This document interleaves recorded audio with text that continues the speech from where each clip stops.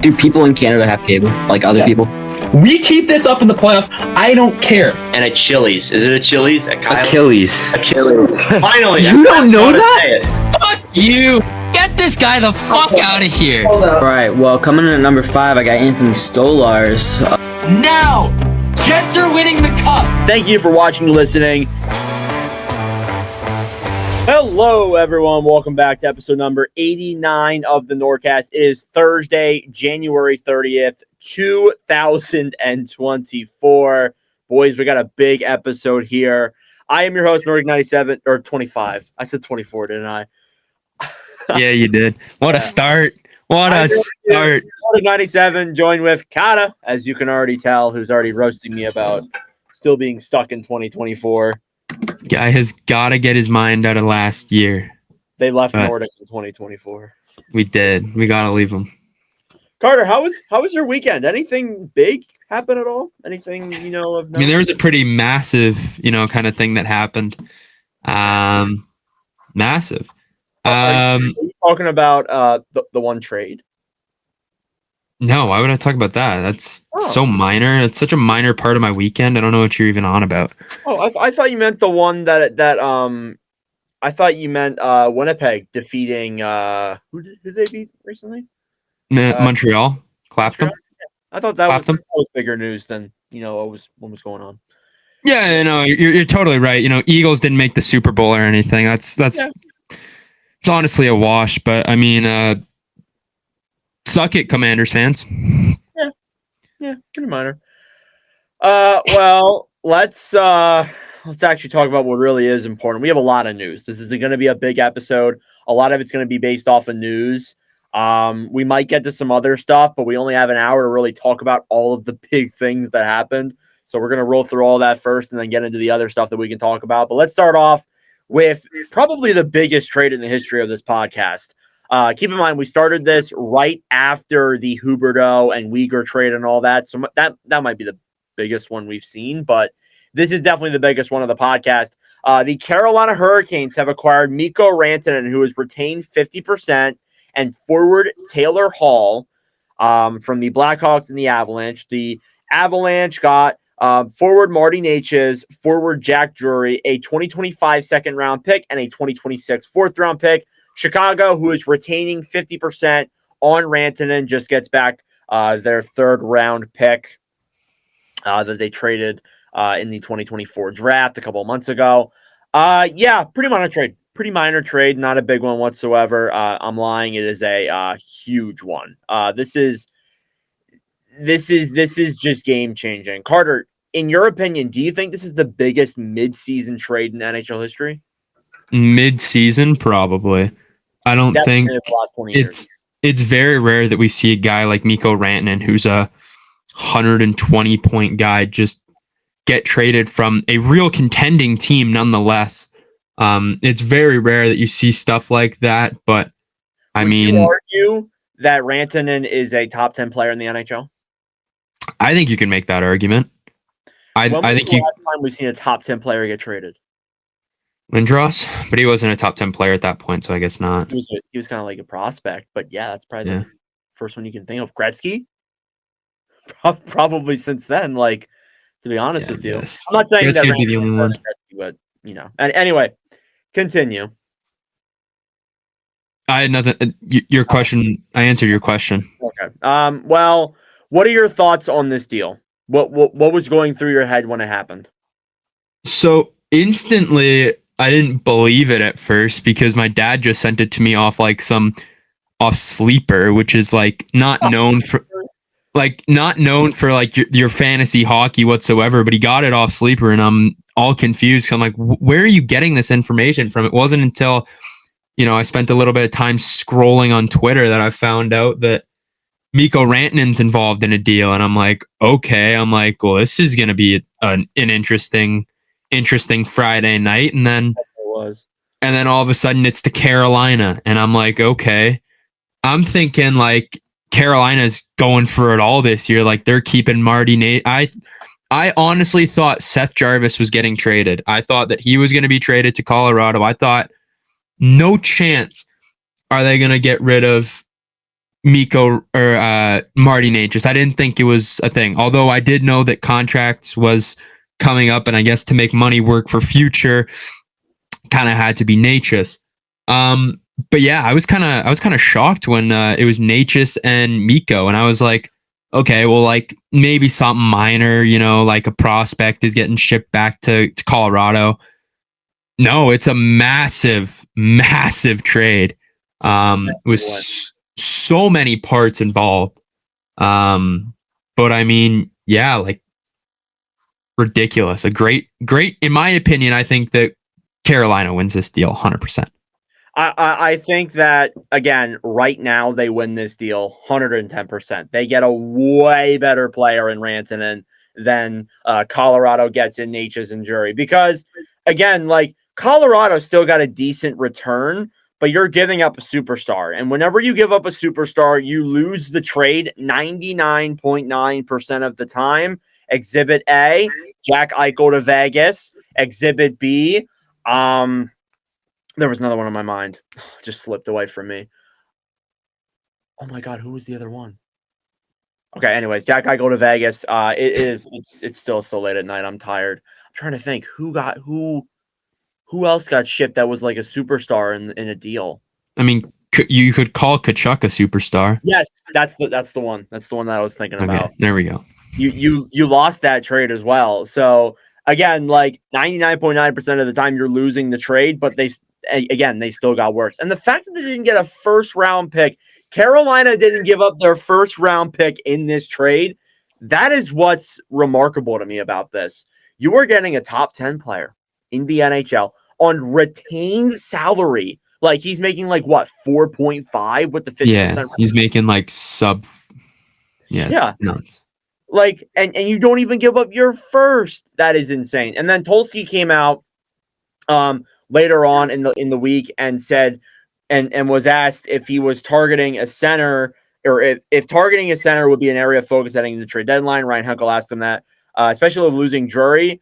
Tulsky said, listen, until we have the best 20 players all on our team, we'll always be looking to get better, which, again, he's not going to get the top 20 players on this team, but that's a GM who's aggressive. And we love Tulsky's story. He was originally a beat writer for, I think, Broad Street Hockey, right? Like he originally was a beat writer for them. I think he like graduated with a degree in chemistry or whatever, or something like that. He was not going to go into hockey. He was just a beat reporter. And it completely changed. He's now a general manager leading the charge of new, younger GMs who are more aggressive to make moves like this. So I totally love it from that standpoint. Again, you look at the other parts of this trade too. Carolina gets Taylor Hall. I think that Hall will fit in well as a good middle six forward there on that Carolina roster. Chicago, we'll go into Chicago a little bit here as well. They only get a third round pick. Carter, do you feel like Chicago could have gotten more in this trade, especially since they retained 50% on Rantanen?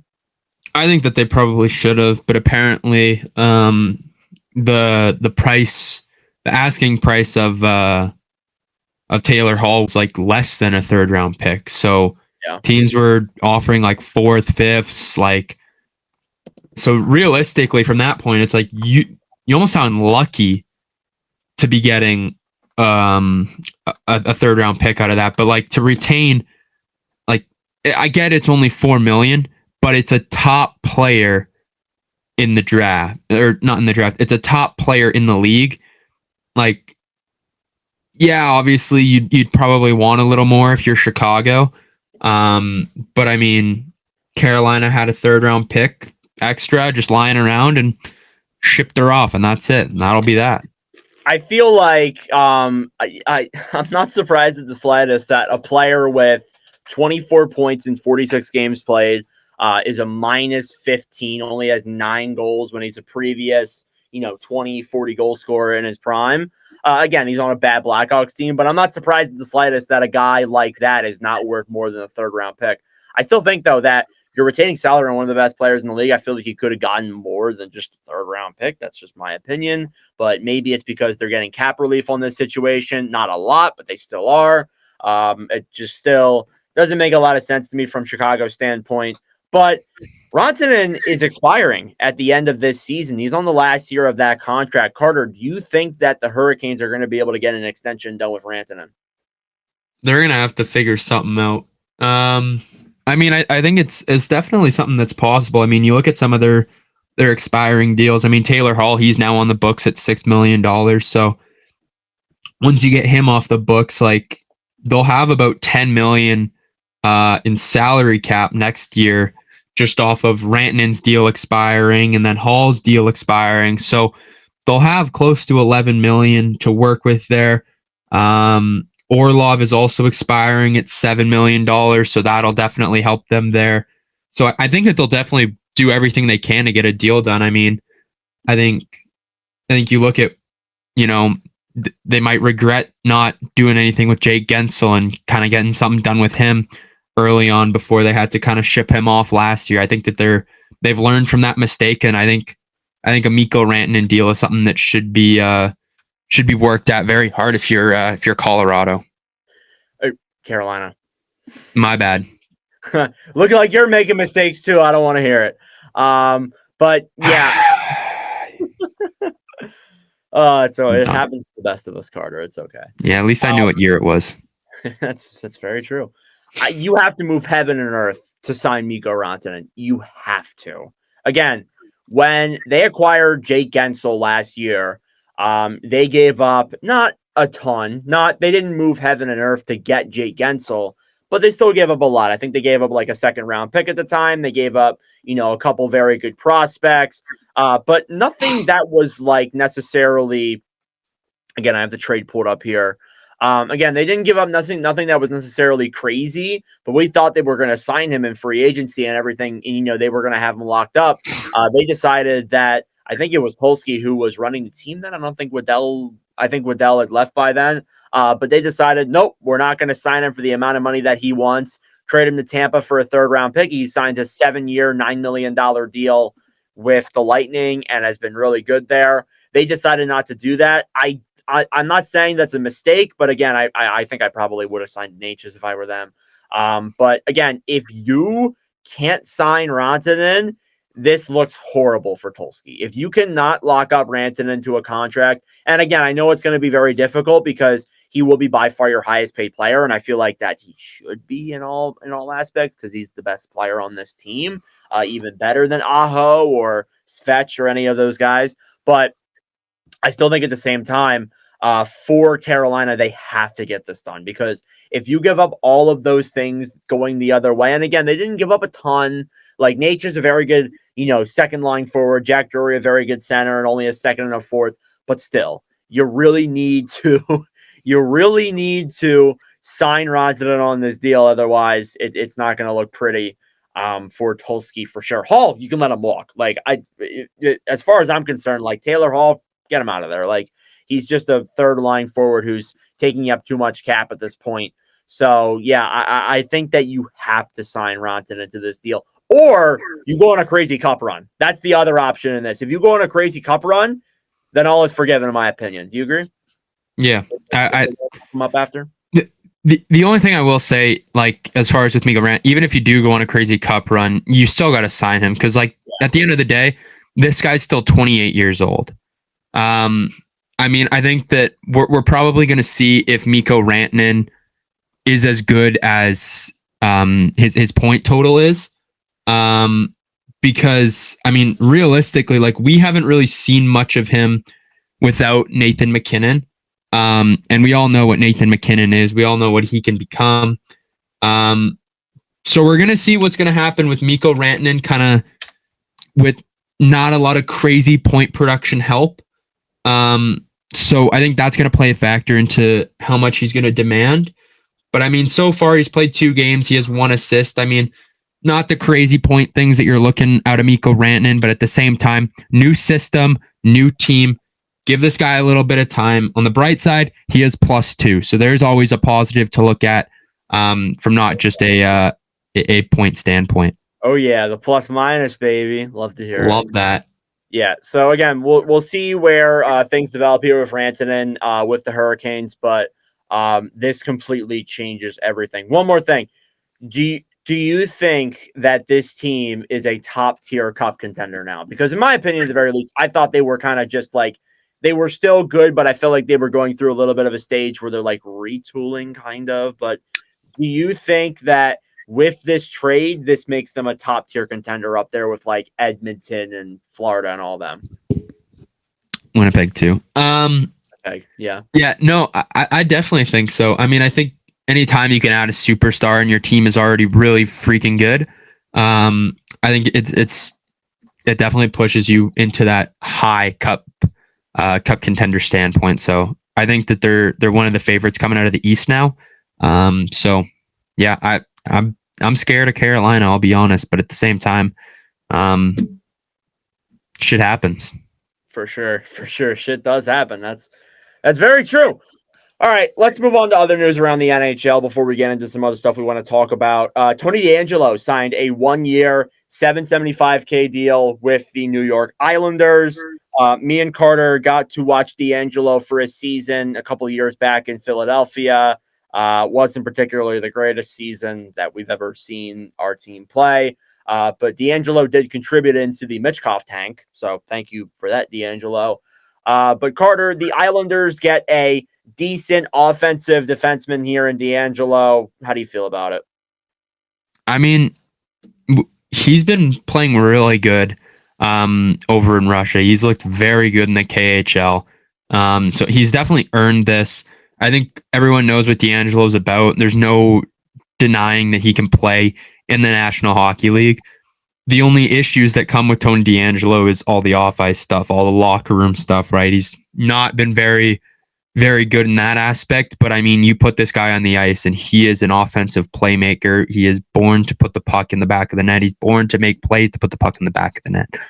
So that's what this guy does. He proved it in the KHL. He's proven it at the NHL level. So, I mean, I think that this is definitely a great risk for the Islanders to take.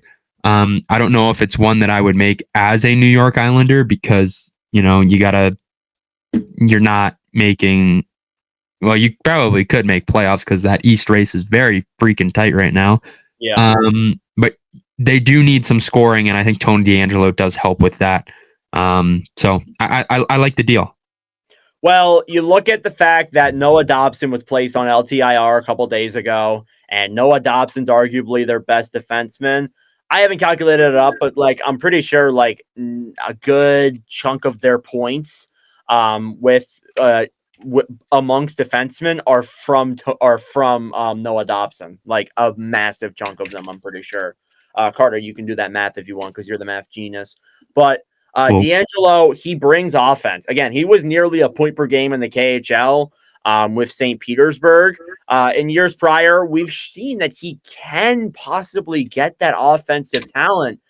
Even in Philadelphia in 2022-23, he did have 42 points in 70 games played. He was a minus 27, but, you know, ignoring that, he was good offensively. And I think that for an Islanders team that lacks offensive defensemen, I think he's a guy that you would want on your roster.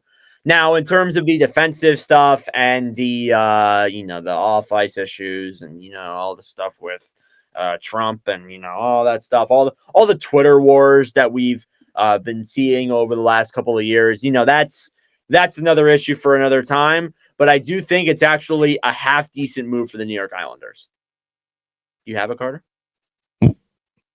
What did you want me to pull up? I wanted you to see how many points of the defensemen on the Islanders does Dobson have amongst all defensemen. Oh, okay. Well, that's a little easy. I thought that you were asking me to like see how many times he was on the ice for a point. I was like, I am not going to be able to do that. That was gonna absolutely kill me. I did not do enough preparing beforehand. No, I'll talk about the other trade while you go do that. The Islanders made another move this past week. They acquired Scott Perunovich from the St. Louis Blues in exchange for a conditional 2026 fifth-round pick. This move comes after Ryan Pulak was put on injury reserve as well, so he's going to be out for a little bit. So the Islanders are just trying to get defensemen to fill up their hole, and it's working right now. They've won 5 games in a row. They might be in the power rankings of this episode, so we'll have to see, but I thought that was a good move for the Islanders for sure, getting Perunovich, who was a guy that just could not work out in St. Louis. And I'm pretty sure he's a Hobey Baker winner too, which is, it's kind of crazy to see. College. Yeah, college hockey. Carter, do you have a stat? Yeah, so he's got 24 points on the year. His next closest is Ryan Pollock with 16. Jesus Christ. Yeah. So he is clearly the best offensive. And that's their one too. Like Pollock is also hurt too. So that's their best two defensemen. Who's next after that? Romanov with 13. And then after that, it's Pelech with 10. But he's only played like 30 games. So yeah. So again, like you need offensive defensemen if you're the Islanders. You can't just be a complete defensive workhouse. I guess you could be, but you still need guys who can contribute offensively on the blue line. So getting a guy like D'Angelo, even though he's a very controversial player, isn't a bad move. I also do want to say, like, there was probably better options out there, but it still is a half decent move for the Islanders. Let's stay in New York. Will Borgen signed a 5-year, $4.1 million extension with the New York Rangers. Carter, I don't know if you have any thoughts on this, but I hate this deal. This deal is atrocious on all numbers. We talked about in the Capo Kakko deal, because we've been bringing up Kakko so much. Borgen has come over to the Rangers. He's been a good fit, but you're telling me you're gonna give a guy who is, I'm sorry, he is at best a second pairing defenseman, a number 4, number 5, number 6 D at worst. You're gonna give him $4.1 million for the next 5 years. What are we doing off of such a small sample size too? Look, I don't care if that means that you're going to move on from K'Andre Miller or, Schneider or Zach Jones or any of those other defensemen. I don't care. You're really, and the cap's going up too. I get that. I don't really care either. You're really going to give a guy that much money for how many games played with the Rangers this season? Like 19. 20 games in, you're giving him $4 million for 5 years. What are we doing? Carter's just laughing over here. I am. It's really funny because, like, you look at that stat and it's very bad. Don't get me wrong. He's also a -15 on the year through the two teams. He has 6 points through the two teams with 52 games played. I mean, I will say this: that Kraken team is not good, but still, that doesn't fucking matter. It doesn't fucking matter. You're right. So, like his highest point total is 25, and then he had 20 the year prior. He is a defensive defenseman. I get that, but he's been a good fit with the Rangers through 20 fucking games played. Oh my God. This reminds me a lot of the Rasmus Ristolainen signing. And I know Ristolainen is way different because this is me, my Flyers fan and me, thinking about that. Ristolainen in his first season with Philadelphia actually looked half decent. Had his best year career-wise with the Flyers in that season. Like he had 38 points, 14 goals, looked all right in like 66 games. You know what Chuck Fletcher does about 30, 40 games into the season? Signs him to a massive 5-year, $5.5 million extension. And again, I know Borgen is completely different. He's a different player than Ristolainen. He's probably better than Ristolainen. But this reminds me a lot of that. You're giving a guy too much money for such a small sample size. So I don't get it from that perspective. I think it is gonna end up being a bad signing. I don't think he's like overall a bad player. Like I don't think he's like horrible, but I don't think he's worth $4.1 million for 5 fucking years. You're gonna play this guy until 2031. That's gonna be one of the worst contracts in the league in a couple of years, guaranteed. Guaranteed. Now, one of the contracts that could be one of the best contracts in the next couple of years is Logan Thompson signing a 6-year, $5.85 million deal with the Washington Capitals. Carter, as opposed to the Borgen deal, I love this deal for Washington. Like, you look at Thompson's stats, like he has had an incredible season.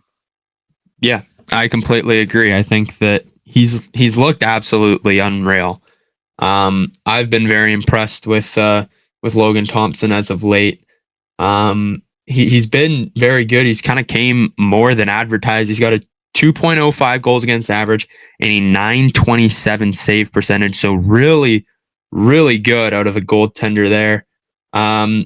He's only 27 years old, so obviously he's not super old. He's not super young, right? He's right at the middle there. So I do like this deal. You're paying him under $6 million, which I think is a very fair value of current the current goaltending market. So, I mean, heck, I love the signing for Washington, honestly. I think he's a Vezina finalist. Do you agree? I think he's a finalist. I don't think he wins it. I'm not saying that. I think he's a finalist, though. No, I hear you on that. I think there's definitely a chance he could end up. I can't believe, though, that he's not a Four Nations goalie for Canada. That's the other thing that I can't. Yeah, thanks. Yeah, I know. I didn't want to throw that in your face, but really just not hurting my feelings at all. Thank you. Well, I mean, do you agree with me? Like, that's ridiculous that he did not get consideration even before they announced the rosters. Like, I mean, yeah, you've seen how Hockey Canada's been as of late. I mean, it hasn't been very good. You just look at the World Junior team we've sent 2 years in a row, not very good. And then, yeah, obviously we can't make a Four Nations roster. I don't care if it's with Hockey Canada or not. It's brutal. Canada just can't pick anything right.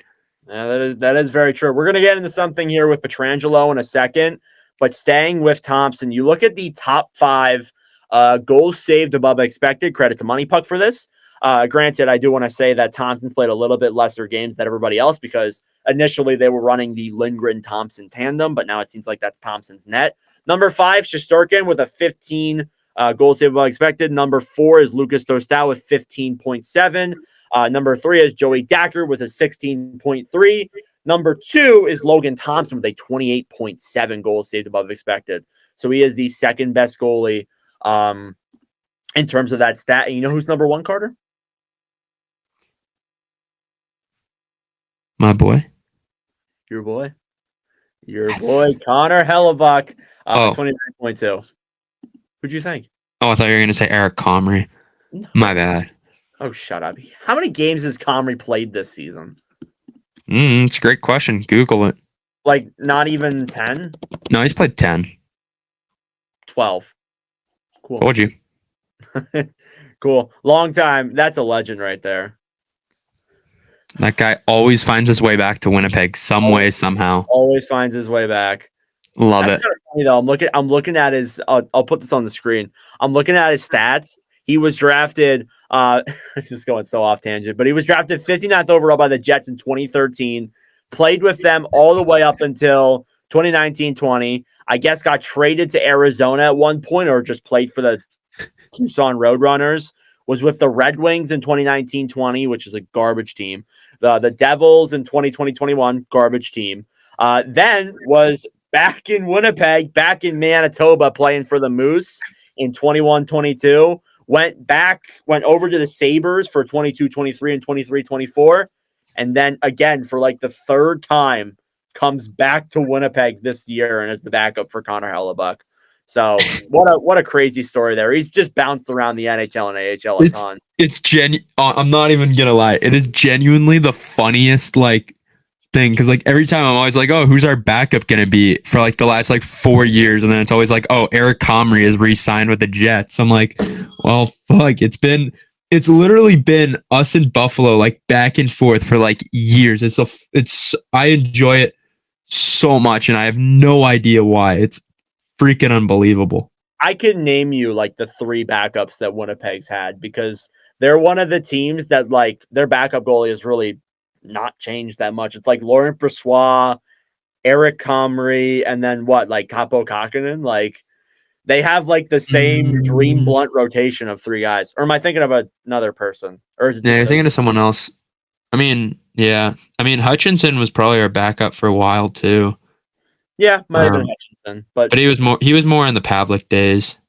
Yeah, so again, just funny there at Winnipeg, but yeah, good on Thompson for signing a 6-year, 5.5. Anyways, back to Logan Thompson. Yeah, back to Logan Thompson. Let's stay with the Canada and Four Nations as Alex Pietrangelo has withdrawn from the Four Nations tournament to tend to an ailment and prepare for the remainder of the season with the Vegas Golden Knights. Now, Carter, we can get into how Pietrangelo is literally playing NHL games right now and is apparently injured and is just not playing in the Four Nations tournament. But have you been thinking of any guys that could come in and replace Pietrangelo on that blue line for this Canada team? Because, again, you're a Canadian. I'm sure you've been thinking of some defensemen. I'm sure we could look back at our Four Nations roster, too, and see who exactly was not left on that list. Yeah, I mean, like, obviously, I think one of the guys that's spoken up about, definitely being able to play that right D, Seth Jarvis.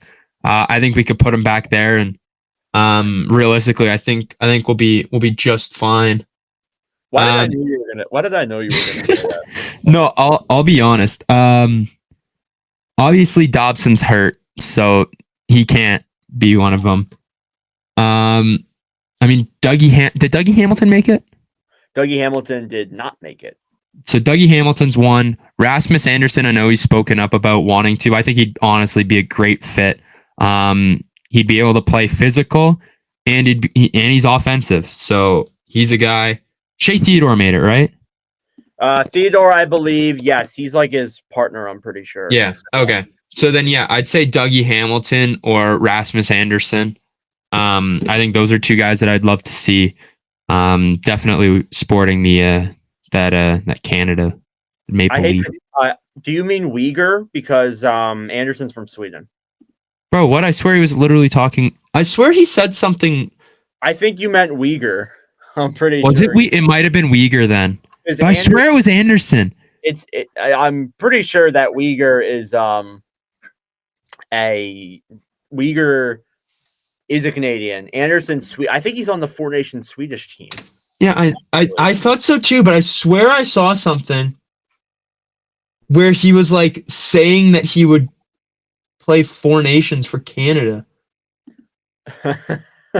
Maybe he would to spoil it. I'm pretty sure you meant Uyghur. It might have been Uyghur. I don't know. My brain is Calgary Flame defenseman, so I would hope it's Uyghur or what. Yeah, well, whatever. I'd take Mackenzie Weegar too. Like any one of them, I'll take. I'll rattle off some names here for you. What about Drew Doughty from LA? Says that isn't he already on the Four Nations? No, he's not. He was injured at the start of the season. Actually, came out and said that I don't want to break. I want to play. So I think that he could be somebody who gets on that roster as well. Another guy that I thought of too is Evan Bouchard. Did you mention him? Oh, no, Evan Bouchard, that would be a good one. He's had a bounce back, so that's good. He wouldn't be a bad fit on the power play, possibly. And I don't know if Pietrangelo will be on the power play, but wouldn't be I don't know if he'd go power play. I think you'd probably go Makar. Like second unit, but no, you'd probably go Morrissey and Taves, maybe. That is true, actually. Never mind. Thomas Harley was another name that I looked at. Good defensive guy. Chris Tanev, too. I feel like he's a good defensive, rounded player. He probably should be the guy that makes this team, to be honest with you. Maybe. If you want defensive defenseman. I mean, you look at that Team Canada Four Nations roster. The blue line for it right now. Just pulling it up here real quick. It is Makar, Morrissey, Parayko, Sanheim, Theodore, and Taze. So I guess you probably do need like a defensive defender in there. I would say probably like a guy like Tanev wouldn't hurt. And then again, other guys you mentioned, Dougie Hamilton, Brandon Montour is a name as well, and then Jacob Chikrin was another guy that we saw. But again, like you list a lot of offensive guys. I feel like again, like you already have so many guys that are offensively there. Like you get to a point where it's like, do you really need that many? Like, are you really gonna have what's the point of having 5 offensive defensemen when only like 2 of them are going to play on the power plays? So 5 on 5. Yeah. True, but again, I think you need defensive defensemen as well, especially in a tournament that is this like tight. Like there's only literally like 4 games in it. Yeah. Let's move on to some other news around the NHL. A few more things. We got some waiver talk to talk about. Then we'll go on to Vancouver and the Utah scandal and stuff. Brandon Saad was waived yesterday. by the St. Louis Blues. He is on the second to last year of a $4.5 million contract with a full no trade clause. He has 7 goals and 16 points in 41 games played this season. Yeah, that signing and that trade. Actually, I don't even know how he wound up with St. Louis, but that just looks atrocious right now. And I totally get the Blues for at least trying to make this move. It does seem like they are going to likely terminate his contract. He will become a free agent. I'm trying to find his freaking name. I don't even remember how he got to St. Louis. He signed. Oh my God, he signed a contract with St. Louis. Oh, that deal looks terrible now. But yeah, Saad placed on waivers just looks has looked not good this year. Another guy that has looked terrible. And Carter, we really have to talk about which signing is worse, Tristan Jarry or Philipp Grubauer. Grubauer has been waived by the Kraken and has been sent down to the Coachella Valley Firebirds of the AHL. Grubauer is on year 4 of a 6-year, $5.9 million contract. He has an .866 save percentage in 21 games played this season with the Kraken. Carter, what would you argue which one's worse, the Tristan Jarry signing or the Philipp Grubauer signing? Because they're both pretty garbage. It's like asking what's worse, expired milk or expired yogurt. Probably expired yogurt. Well, it's honestly basically the same thing. It is basically the same thing. You're absolutely right. So there's your answer. They're both horrible. Like, I don't think you can pick just one. These have both been pretty brutal signings, like for both teams. He's been so garbage. Look at. Oh, sorry. What do you got? No, that was it. It was literally just so. Okay. Well, you look at goalies we looked at the goalies with the highest goal save above expected. We look at the goalies with the lowest goal save above expected. You have Jarry, number 5, minus 9.5. Again, he's played a few less games than everybody else. Peter Mrazek, minus 0.97 or 9.7. Connor Ingram, minus 10.4. Georgiev, minus 11.3. And then Grubauer, number 1 as probably the worst goal in the NHL with a minus 17.5. And Carter, any guesses on who Seattle called up? I don't blame you if you don't have a guess. Trying to think about third string goalies. Yeah, if I don't know the absolute legend goalies, I doubt I know the third string. Oh my God, I forgot about that. Ales Stezka was named their new backup goaltender. He was called up from Coachella Valley. This guy was drafted in 2015. 10 years ago by the Minnesota Wild.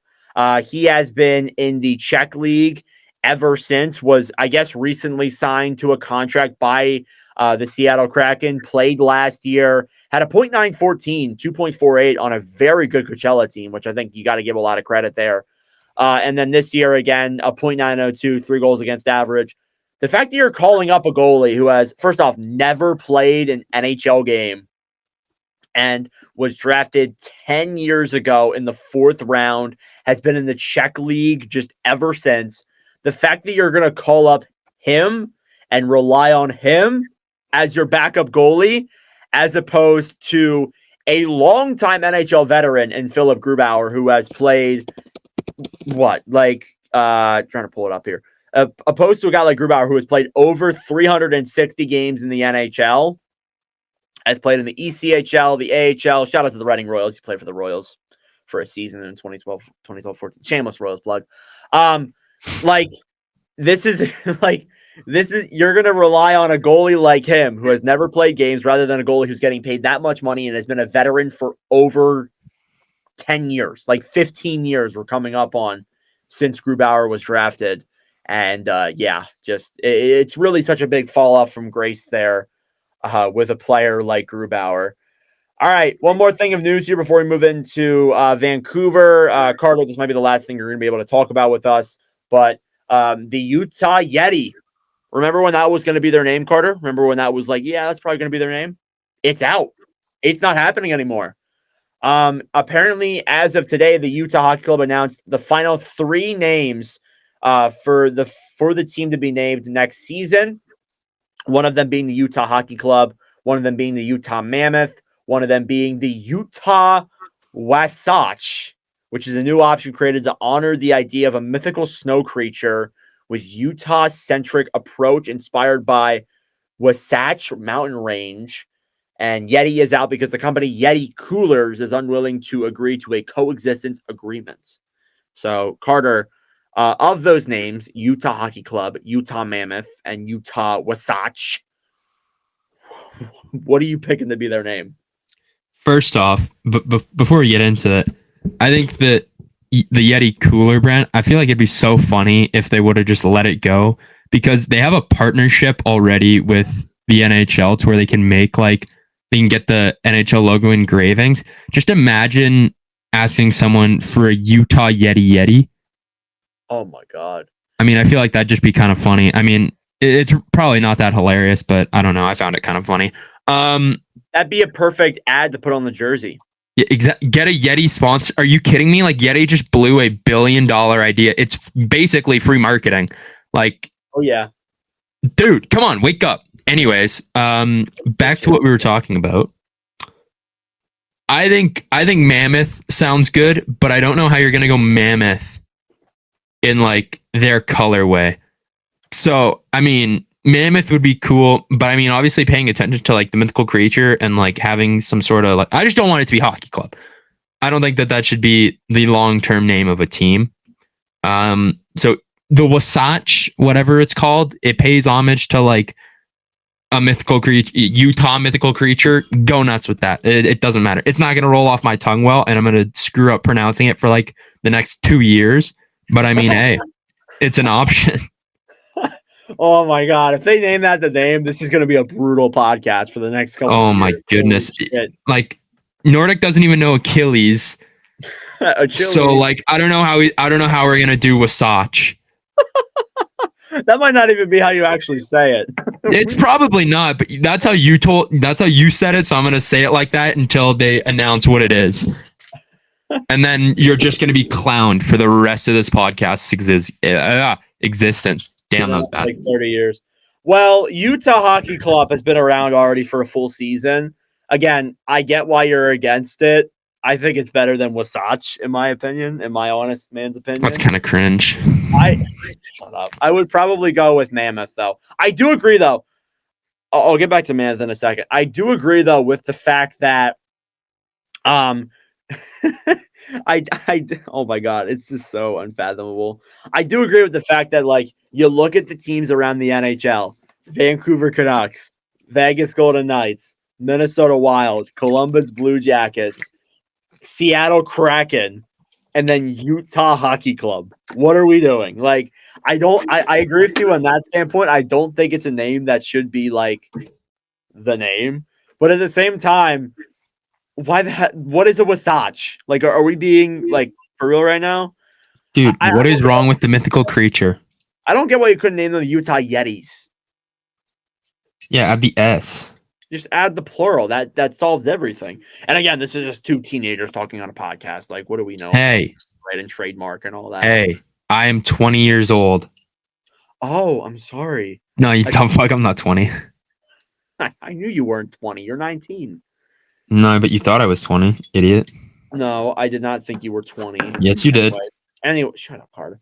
Anyways, okay. I think that Mammoth of those 3 options is probably the best, but I still don't think that it's necessarily the greatest, thing there either.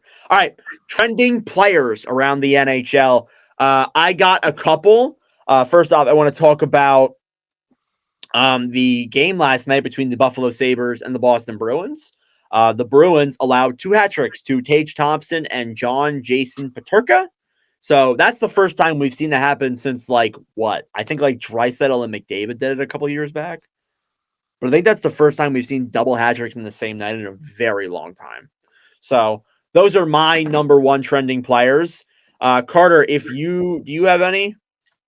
But I'm going to go into something else if you do not. That is actually, I think I had one. Um, I have a few actually. Oh my damn, god. Nordic's just locked the fuck in. I mean, I'd like to give a shout out to one of my Winnipeg boys, Gabe Velarde. He's got 8 points through his last 5 games. Ooh. Yeah, So I like shout out Gabe Velarde. Shout out. to see him healthy. Hmm? It's good to finally see him rolling and like healthy. Last year he was a little bit hurt. Yeah, no, it's so nice to actually like get a nice time with Gabe Velarde. He's actually looked so good, and I'm pretty sure, is this a contract year for him? I think so. Yes, it is because I looked at it on the MVP. It is, right. So he's having a heck of a contract year. Sucks for the Winnipeg Jets, but I mean, hey, we have $2 million in cap space. High five. Oh yeah. Bang. I got. called up. Oh boy, here we go. Anyways, Sorry, I am very excited that Brad Lambert is here. Oh my god. anyways, so Brad Lambert, other trending player. anyways, so Carter, you may have seen the post on Instagram. Who are the top 3 rookies in scoring since January 1st? Lane Hudson, Yeah. Macklin Celebrini. Yes, and who else? There's this guy who has like 20 points, right? No. It's not Michkov, is it? No, it is not. We'll get in. I want to get in the Michkov if you have time. Who? What? I know who it. Marco Casper, Casper, right? second in points since January 1st, 2025, has 19 points on the year, has surged into the rookie race after this incredible month. And I think now he's like top 6, top 7 in scoring. I think he has just as many points as Cutter Gauthier. Yeah, he has just as many points as Cutter Gauthier, like 3 more or 3 less. So he's catching up there in the rankings. But yeah, I think that Casper, real trending player, has had a great calendar year. Carter, I want to talk about Matvei Michkov with you for a little bit. 5 points in the month of January. Yeah. You're not concerned, right? No. Okay. Why? He's a rookie. Yes, We suck. we do suck. That is very true. But so does Montreal. So does Detroit. Actually, never mind. I'll retract that. San Jose sucks. But Celebrini's rolling. Celebrini's their number 1 center. Michkov's our probably number 1 winger after this. Tippett just got hurt. Well, Konechny's there too. Never mind. Yeah, I honestly don't know what you're on. I'm pretty sure. Okay, well, here's my thing. I'm pretty sure that Michkov plays like he's okay. As I'm looking at it right now, I'm pretty sure this is of the lines tonight, where Michkov is playing with Lawton and Farabee. Okay, I don't know. What? That's what this is what Puckpedia has it at. I don't know. Oh my god! What are we doing? Yeah, so you want to talk about like why Michkov's not getting points? These are not players that are going to help Matvei Michkov. Who's not in the lineup? Well, Coots is on the 4th line. Paling and Delorier are hurt. Okay, Paling is not a big difference. I'm sorry. Abels is in the press box, Yeah, why? so that's good. Press box. What are we doing? What are we I doing? don't know. Holy crap! So yeah, you wanted to know why I'm not concerned. There's your reason. Yeah, they have fucking he has no fucking line mates Like, on that team at all. yeah, like I don't know what you're kind of expecting of him when it's Scott Lawton, who's not known for point production, and Joel Farabee, who has been struggling for the last 365 days. I thought he was with fucking Forster and Couturier. No, Forster's playing with Cates and Brink, dude. Why? Yeah. Coots is on the 4th line with Hathaway and Richard. You want to talk about horrible lines and why I'm not concerned? That's fucking why. Do you think that lies on Tortorella? Oh, I thought you were about to ask me if I could make better lines than this. Probably, but I mean, I don't know, dude. I mean, let's be honest. Last year seemed like such a fluke. I'm honestly just shocked we're even in the playoff hunt this year. And let's be 100% honest. We are getting our cheeks absolutely clapped by the New Jersey Devils today. Oh my goodness, what a horrible game. Like, We did indeed. Dude, this was horrible. So, this is getting into a Flyers conversation. I actually had this planned, but you said you didn't have time. But I'll go into it a little bit here, anyways. You look at the bottom 20 goalies in the NHL in terms of goals saved above expected. Again, you may not agree with that stat. It's not a good stat. All 3 of the Flyers goalies that have played this season are in the bottom 20. And have horrible. Sorry, I'm not supposed to be clapping. Horrible stats. Let's put this into more perspective. I mean, Jeremy Swayman's in there. Okay, yeah. Let's put this in more Demko's in there. Husso's in there. Sam Urson, 0.890. Ivan Fedotov, 0.880. Alexei Kolosov, 0.870. It gets worse. Oh my God. I will say this too. The defense in front is not good. Jamie Drysdale has not been as good as I wanted him to be this season. Being blunt. But still, the goalies have not worked out. I'm sorry. Hey, that's the Winnipeg Ice logo. What? Sorry, I'm on Money Puck like you are. And if you look at the teams, the front jersey is the Winnipeg Ice logo. That's kind of cool. Oh, yeah, it is. Oh, my God. Oh, my God. But... Sorry. I feel like you just killed my momentum there. Thank you. I don't really care. When you look at this Philadelphia team, I gotta be blunt with you. Do you think we are closer than some people think we are with this roster? Do you think that we are a goaltender or a top defenseman away from being a contender? Was that a serious question? Yes. Oh, no. Yeah, it's supposed to be no. Yeah, you're right.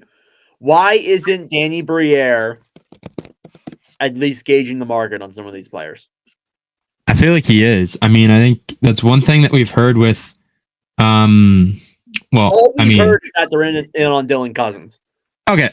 No. That's not all we've heard. First off, wake up, okay? Rasmus Ristolainen has been getting shopped for like months. He's been getting shopped since last trade deadline, and we kept him. Let's trade a $5 million defenseman. And yet somehow we will probably get a first-round pick for him. Scott Lawton was getting a first-round pick last year. He's not getting moved. I am convinced to this day he's not getting traded. Not until next year. We were convinced that Cutter Gauthier wasn't going to be moved, but look what that fucking did. I thought that was going to happen, though. Exactly. Oh, my God. And it happened. Hardly anyone saw the coach. How are you going to compare Cutter Gauthier's trade to Scott Lawton, dude? No, I was talking about Rasmus Ristolainen. That's even worse, Risto. How? It's the same. All I can see the Flyers doing for Risto is getting a fucking 27th overall pick from fucking Carolina next offseason and another Ryan Johansson that we can buy out because he was dancing at a fucking wedding or something like that. Okay. First off, Rasmus Ristolainen is 6 points behind Cutter Gauthier, so I don't want to hear that out of your filthy mouth. Is he actually? Yeah. Is he really? Then Scott Lawton is outscoring Cutter Gauthier. Okay, we're having this discussion. You know what, Ducks fans? We're going there. We're going there. Okay. Hang on. Players who have God, Scott Lawton has more goals than Cutter Gauthier. Players who have more points than Cutter Gauthier. Travis Konechny, Matvey Michkov, Owen Tippett, Morgan Frost, Scott Lawton, Sean Couturier, Travis Sanheim, Tyson Forster, Noah Cates, and Bobby Brink. Holy fuck. Players with more goals than Cutter Gauthier. Noah Cates, Tyson Forster, Scott Lawton, Morgan Frost, Owen Tippett. Oh my God. Dude, Hold on, Garner wait. Hathaway has one. Can I less. go? Hang on. If I go, hang on. I need to go all the way down to like. Let's go to page 5 and just see. Okay, wait. Oh God, where is he going? This Okay, is hold on. awful. Here are players with more goals than Cutter Gauthier. Jesus. Michael Shaffey, Corey Perry, What? Tanner Pearson, Andrew Kopp, Jets legend, by the way. Vladislav Nemesnikov. Holy crap! Well, Winnipeg's like a super team, so I'm not surprised. Yeah, you're totally right. You're totally right. Roman Yossi, Joel Kiviranta. Wow, dude, this might be fun. Ilya Mikheyev has the same amount of goals as Cutter Gauthier. Paul Cotter, man, Emil Heineman, Oh, really? Justin Brazo, Keegan Colasar, a guy who is not known for scoring goals. This has turned into a complete just troll. Oh my gosh, this is a lot of fun. Jordan Stahl, holy shit. Oh my God. Anthony Bavillier, the Coke man himself, Nichushkin. Brendan Gallagher, who has been out of his prime for 18 years. Jeff Skinner has the same amount of goals. Adam Lowry. Oh my goodness. All right, I'm ending this. All right, we're done. This is over because you just ear raped the fans. I am Oh sorry. We can turn my mic down in post. Holy crap, Carter. Sorry, I just got really excited that Adam Lowry has more goals, has 3 more goals than Cutter Gauthier. Oh my God. All right. Well, we're gonna have to get into Vancouver in a little bit. Carter, before you go, if you can stay, do you want to do the power rankings with us? Yeah. Okay. All right. The power rankings for those who do not know. Carter, I have a question for you though. Yeah. What are your thoughts on possibly moving up the power rankings from 8 teams to 10 teams? Wait, what? Oh, to 10? Yeah, I'm down for that. So we are in agreement. Yes. Yeah, 10 teams. All right. Starting this week, the NordCast power rankings are now 10 teams. So let's hop into it here. Carter, you went first last time with the best team in the NHL. Screw you. I'm going to go first since you decided to ear rape my fan base or our fan base. Sorry. Yeah, okay. First off, selfishness. That's negative 1 point. That is coming out of your paycheck. What paycheck? None of us get paid anything for this podcast. And there you have it, folks. Nordic doesn't pay us. Admitted live on the air. Oh my God. Exactly. I have caught him in a predicament and he doesn't know what to do. We are basically forced to be here for no pay.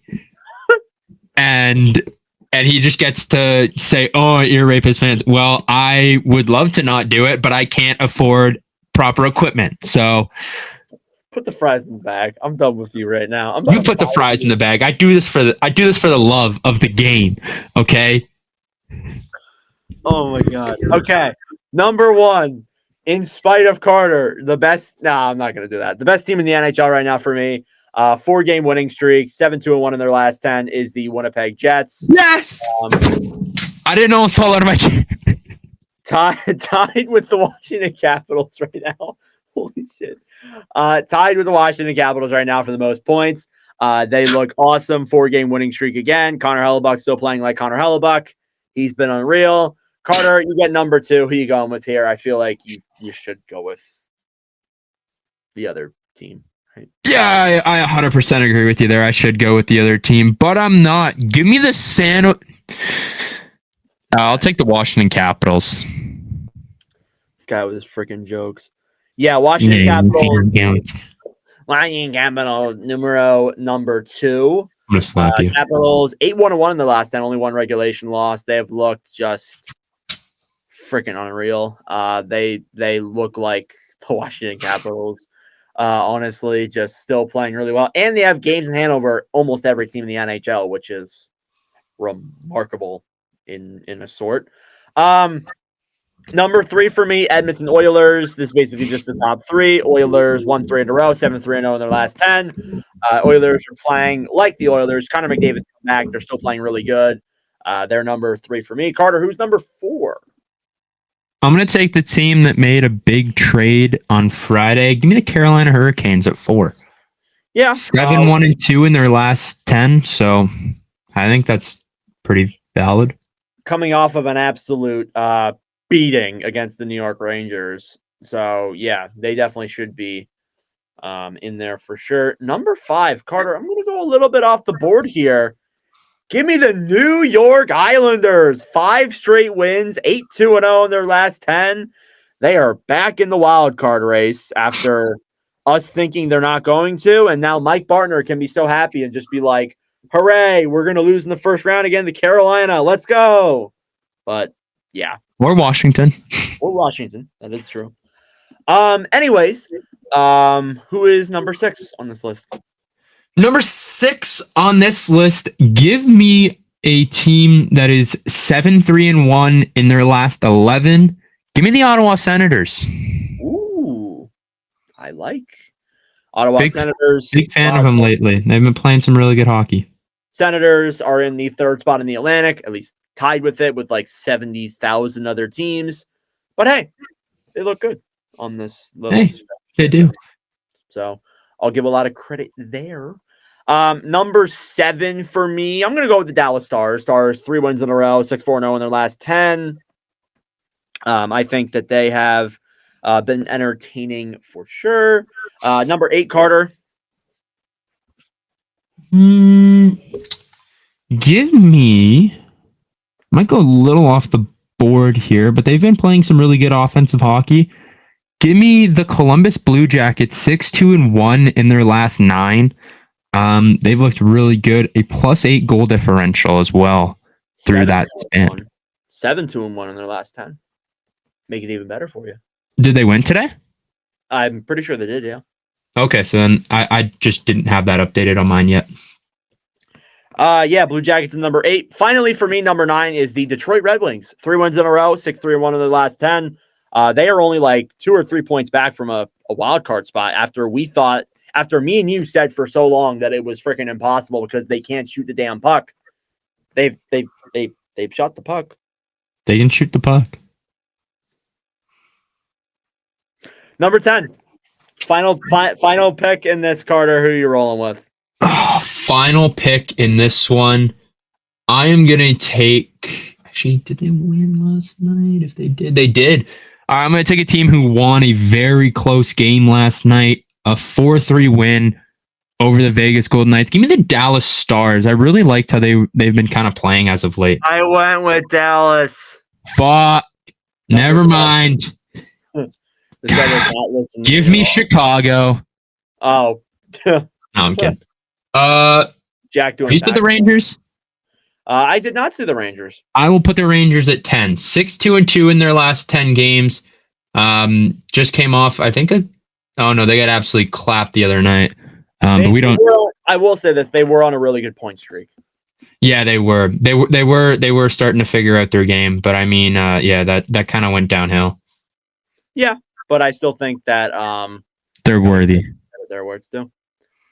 Okay, this is our final power rankings. You can see them on the screen right now. Number 1, Winnipeg Jets. Number 2, Washington Capitals. Number 3, Edmonton Oilers. Number 4, Carolina Hurricanes. Number 5, New York Islanders. Number 6, Ottawa Senators. Number 7, Dallas Stars. Number 8, Columbus Blue Jackets. Number 9, Detroit Red Wings. And number 10, the New York Rangers. That is our power rankings for this past week. Carter, I got one more segment. I think you have to go though, because you're talking Vancouver, right? I am. All right. I will. Before I go, I'm gonna leave with this. Okay. Okay. If you are Vancouver, you do not trade both JT Miller and Elias Pettersson. You pick one of the two. You do not go with both like everyone has said. You pick both. You are screwing your team, and you are absolutely gearing up for a rebuild, which Quinn Hughes has already come out and said he does not want to do.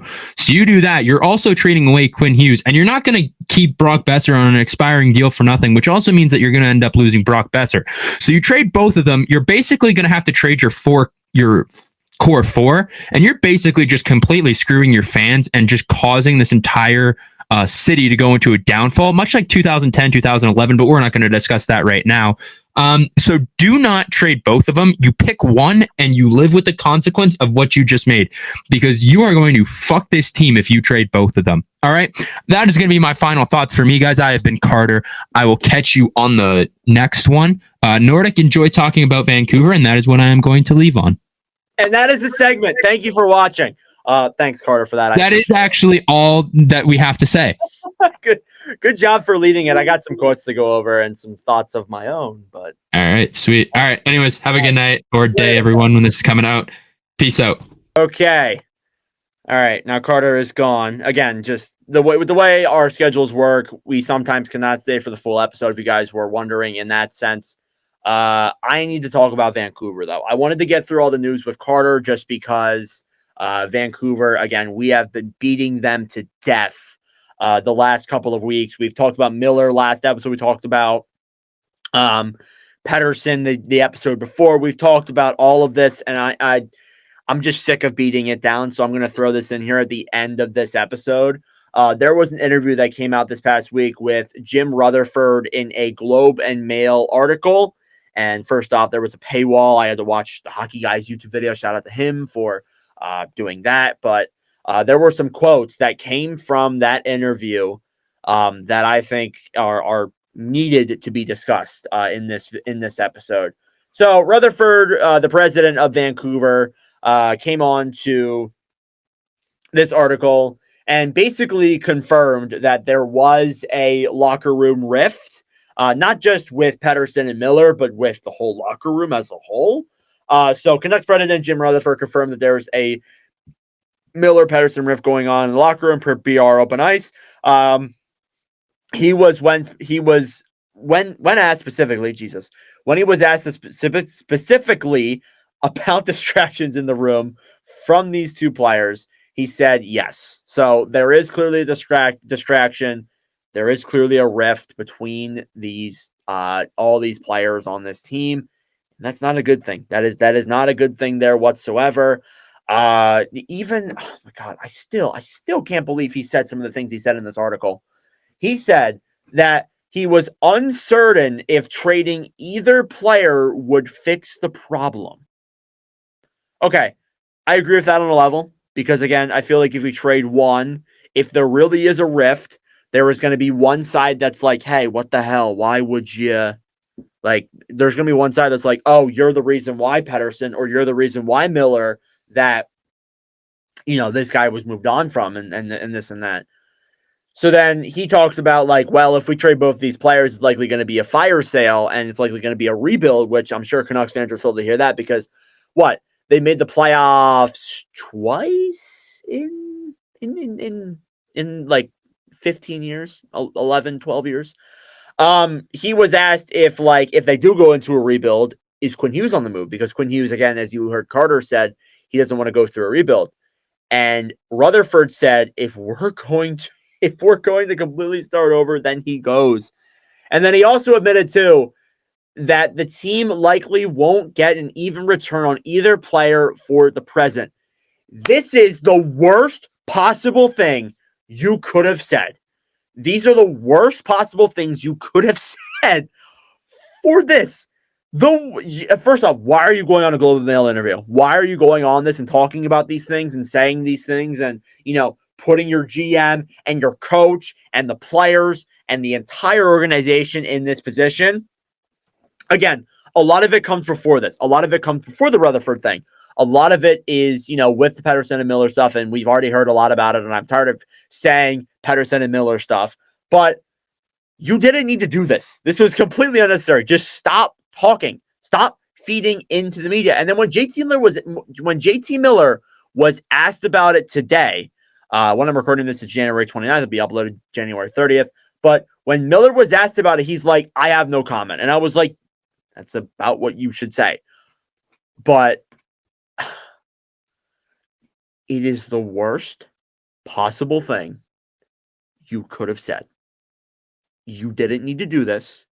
You did not at the slightest need to make a Globe and Mail interview and say that we're uncertain if trading these players is really going to fix the problem. We're not going to get a return on these players, and we're probably going to have to trade our captain if we do end up going into a rebuild, who is probably going to be a Hall of Fame defenseman, right? Like, I would say that Quinn Hughes, like, I mean, it's still early in his career, but I would say he's going to be a Hall of Fame defender, right? Like, he's already one of the best defensemen in Canucks history, right? Kid's only 25. This could send the franchise back for years.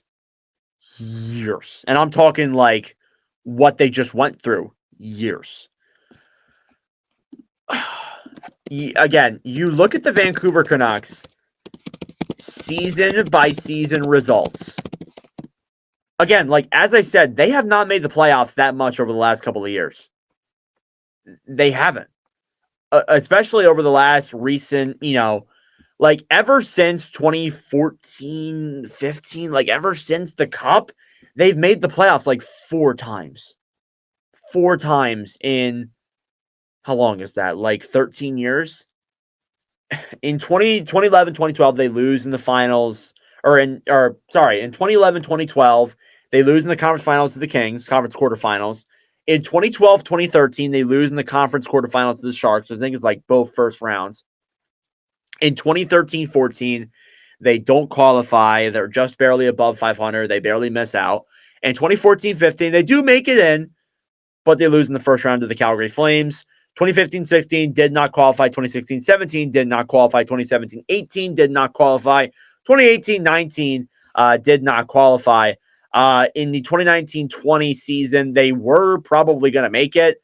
They were third in the Pacific, but the expanded playoffs, they beat Minnesota in the qualifying round. They beat the Blues. They lose to the Golden Knights. Everyone's like, holy crap, maybe this team's going to really, maybe actually make it. And then everything else came as it went.